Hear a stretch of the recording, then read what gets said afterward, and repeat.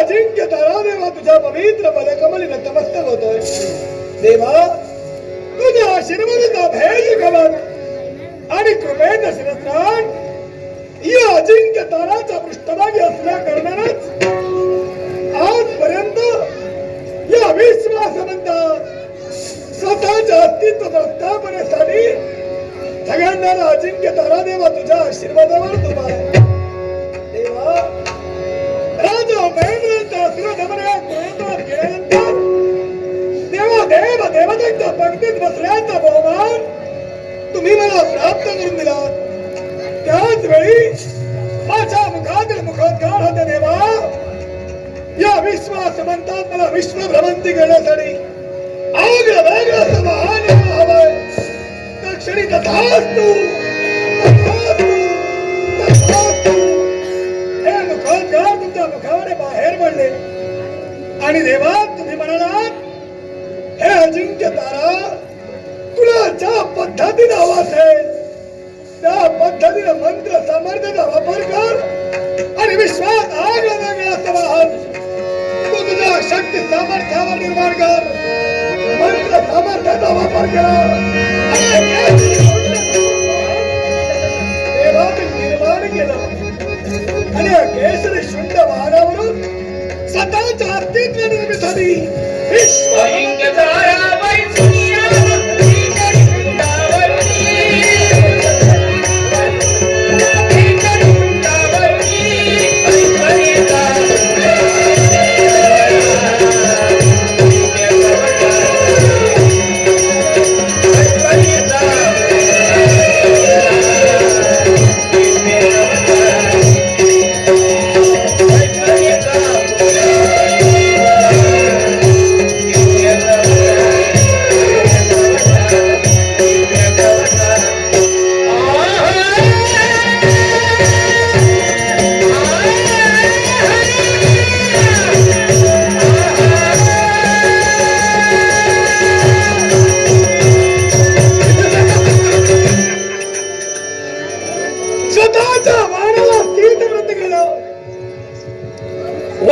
विश्रांतीसाठी आज्ञा केली आणि स्वतःच कर्तव्य परिपूर्ण करण्यासाठी म्हणजे स्वतःच्या अस्तित्वासाठी झगडणारा अजिंक्य तारा निघालाय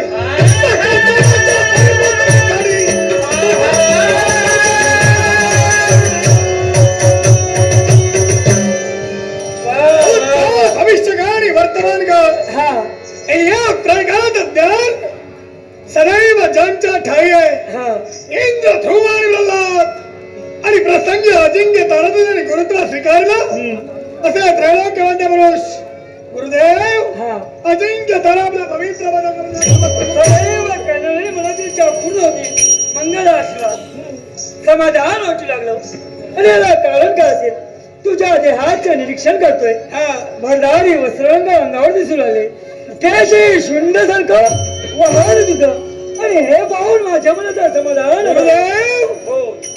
सर्वांगावर असणारे भरदारी वस्त्ररंग मौल्यवान दाग लागले हे फुकाचे मुळीत नव्हे स्वतःच्या हिंमतीवर स्वतःच्या कर्तृत्वावर देव देवताने एवढं नव्हे तर माझ्या मातेराव पक्षी स्वरूपात मला प्रदान केलेले आहे अगदी खरे पण तरी सुद्धा मला सांग रे ज्या देव देवतेने तुला शब्द दिला होता आणि हा शब्द कोणता असेल तर तुला स्थान देऊ मग ते स्थान तुला दिलं का रे देवर्षी वास्तविक हा तुम्ही प्रश्नच मला करू नये का असुर दमन याग ज्यावेळी पूर्णत्वास केला त्यावेळी सर्व देव देवतांच्या उपस्थित तुम्ही इथे हजर होता बरोबर आहे आणि देव देवतांच्या पंक्तीत बसण्याचा बहुमान माझ्या देवाला म्हणजे शिव शंभू महादेवानं मला प्राप्त करून दिलेला आहे मग मला सांग रे देव देवतांची सुधर्म सभा जी बसली जाते त्या सुधर्म सभेत प्रत्येक देव देवतेची जागा ही ठरलेली असते मग तुझी जागा तुला दिली का रे की तुझी जागा तुला दाखविली का रे म्हणजे देवर्षी देव देवतांच्या पंक्तीत बसण्याचा बहुमान ज्याचा आहे त्याचा प्रत्येक व्यक्तीला सुधर्म सभेत स्थान आहे सुधर्म सभेत त्याचा स्थान ठेवलेला आहे बरोबर आहे पण देवर्षी याच्यामुळे देवाचं आगमन त्या सुधर्म सभेत झालं नव्हतं. हा तुम्ही तिथं उपस्थित होता. हो पण अद्यापर्यंत या अजिंक्य तराला ते आसन मिळालेलं नाही. आसन मिळालं नाही. नाही आसन मिळालं नाही अरे मग गावाची काय करतो आतापर्यंत मी मार्ग दाखविला तो मार्ग तू आचरणात आणला मग ऐक प्रत्येक देवतेची जागा ही ठरलेली असते हा. मग तुझी जागा कुठे आहे हे मी दाखविणार आहे सांगा. मी सांगणार आहे आणि ही जागा कोणती असेल हा. देवतांचा अधिपती म्हणजे देवेंद्र याच्या बाजूला रिक्ताचे स्थान असेल त्या अजिंक्य ताराचं स्थान. म्हणणं देवर्षी बोल. ऐश्वर्य देवतेचा पुत्र अजिंक्य तारा कुणी सर्वसामान्य नाही. हा त्याचं आसन कुठं आहे तर देवराज देवेंद्र हम्म. यांच्या बाजूला ते रिक्त आसन असेल. हा त्या आसनाचा मानकरी अजिंक्य तारा आहे. हो ब्रह्मवाक्य जनार्दन हम्म. आणि त्याहीपेक्षा तुम्ही माझे गुरु आहात. हा मग निघालाय सुधर्म सभाच्या ठिकाणी.